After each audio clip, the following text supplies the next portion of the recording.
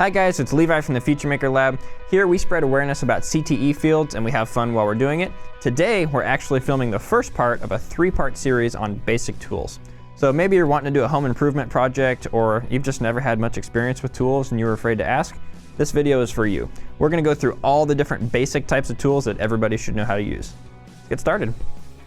We're going to start off with one of the most basic tools that most of you have probably used before, but some of you might not know the difference between them, and that's a screwdriver. Now, probably the most common one is what's called a Phillips head screwdriver, and that's going to be the one that's plus shaped. Now, this is my personal favorite. They're pretty easy to use. They don't slip too much. I really like the Phillips head. But remember, Phillips head is 4 sides and it's a plus. Next up, we have the kind of improved Phillips head, and that's called a Torx. It's going to be 6-sided. It's going to look almost like a star. This one is pretty handy. They don't like to slip nearly as much as these do, so they're even more secure. I still like the Phillips head a little bit more, but remember this is a Torx head with 6 sides. Now we have it old school. This is our flathead screwdriver. Now a flathead is, some people like them, I don't. They tend to slip a little bit, so when you're doing this, you want to make sure 100% that your hand is nowhere in front of the screwdriver, because if it slips down, you're going to get yourself good. Done that before, it's really not great. Remember, your flathead is flat, your Torx head has 6 sides, and your Phillips head has 4 sides. All right, next up on our tool identification guide is pliers. Now, normal pliers look a lot like this. Nothing too special. What these are really for is if you have something that's like, let's say it's too hot to pick up, or it's too sharp, or it's like a little nail that you want to pull out of something, you'll use these pliers. Now, if it's in a really tight space and you can't get your hand in there, you'll use needle nose pliers, which are just like this. I would keep needle nose pliers with me at all times, so like, keep some in your car, keep them in your house. Needle nose pliers are awesome. You can do almost everything you can do with these. Next up, these are more specialized, but you might use these if you're doing like a home improvement project.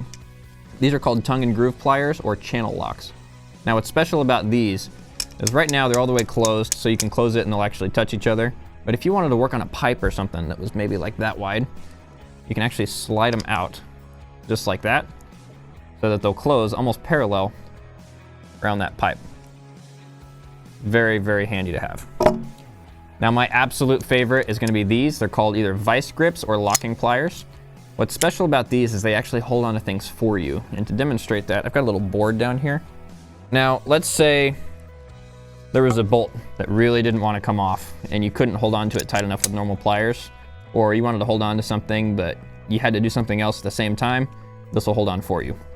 So how you use these, there's a little knob right here that you're going to adjust until this is the width of the thing you're going to hold on to. So you'll see as I tighten it down, it gets smaller.